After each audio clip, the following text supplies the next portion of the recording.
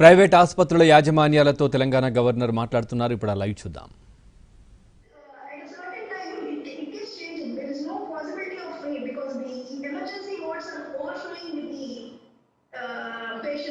There are always a big queue waiting at the triage, and we are giving option that we end the triage itself because we can't wait for the bed vacancy because some kind of support we have to be there.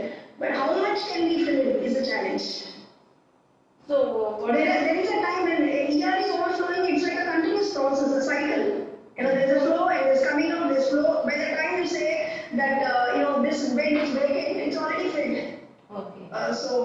Bed vacancy is a problem, and if the tests are done more, what happens is that we get a status saying that it's a positive or negative, and then the discharge process can become faster, and the decision making on the treatment level can become faster. Actually, how long when tests are given, how long it takes, madam, for you, because you are telling some delay in tests, so there is no uniformity in conveying the results, or is there any? Yes, ma'am. There is ma'am. Results are taking from 24 hours to 48 hours, ma'am. Results are not coming immediately. Even before with the government also, the results will take more than 24 hours, ma'am. So usual delay, usual time taken for the testing. Is there any undue delay after that in conveying the reports? Ma'am, conveying the report, usually the test that is done, it should take around 6 hours. Yes. As per the ICMR guidelines or the research process, that how long will a test take? It's usually 6 hours. Yes, but by the time it reaches, it's more than 24 hours. So, that's a delay. I also understand. Yes, ma'am. So if testing is done, when you say it is 24 to 48 hours, I was also surprised because the time taken for the test is only 6 hours, 5 to 6 hours. Yes, ma'am. Yes, ma'am. So there should be a system so that you get the results as early as possible. Yes, ma'am. Yes, ma'am. If the results are there and the test processing is also accepted faster, there are only limited samples that are being accepted at every level now, because we can't send too many samples at the same time before. Now, the hospitals have come, they are able to send samples, but then the processing also takes time. So if tests are done faster and results come more faster, it helps us to the whole cycle moves. So the tag comes down, ma'am. So you have any beds exclusively? You have any economic package for that? Apart from the government, government's guidelines, hospital-wise, private hospitals, do we have any other arrangements? Yes, ma'am. We have arranged. We have done arrangement. We have done packages for when somebody comes with symptomatic. We've done a HRCT package with RT-PCR test. So that people get tested at the OPD level itself. Those two packages, because these are the two things that help us to evaluate patient. One is the HRCT test and the RT-PCR. If these two are done at a OPD level, then a package really helps people. The consultant also can make a quick decision. Okay. Thank you very much, madam, for your. Thank you, ma'am. Thank you. Discussion. And can I have the view of Dr. Gopalakrishnan, Camp Hospital, High-Tech? High-Tech City. Professor Gopalakrishnan.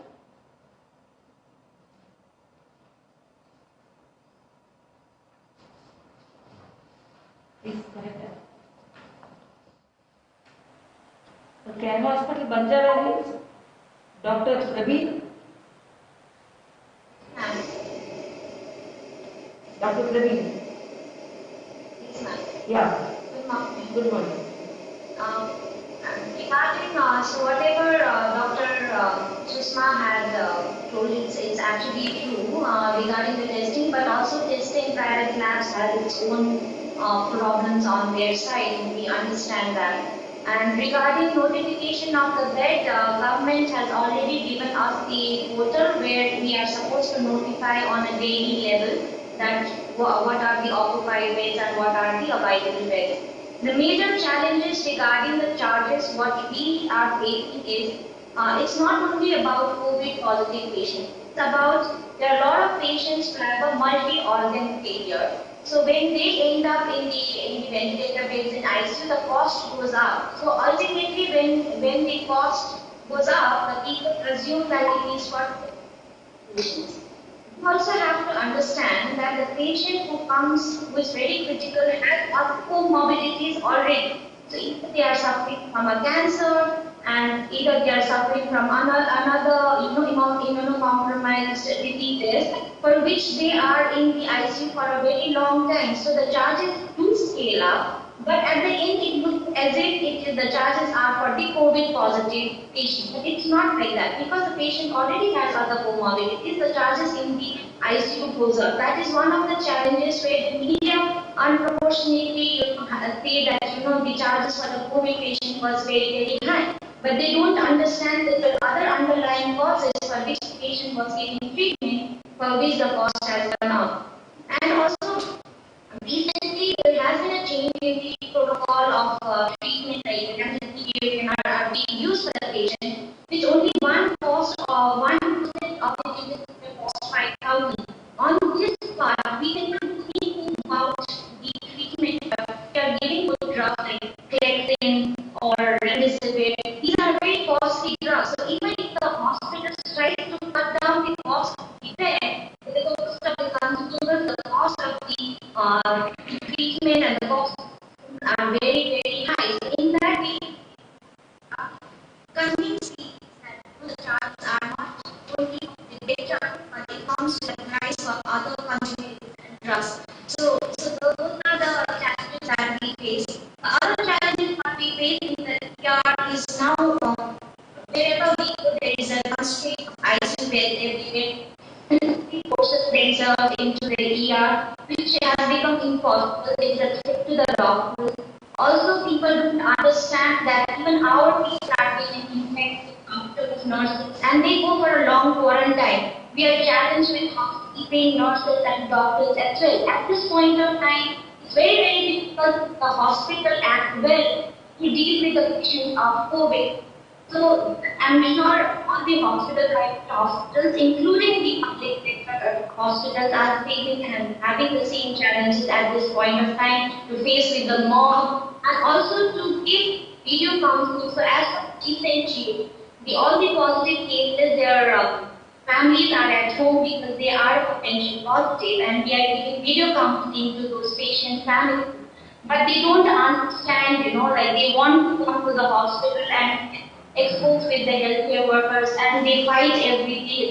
Those are the things I'm sure it will go on because we cannot get it. So these are the major challenges we are facing day in and day out. Also, media again working every time. It's very difficult for us to handle all this stuff. I'm sure all the private hospitals are feeling the same.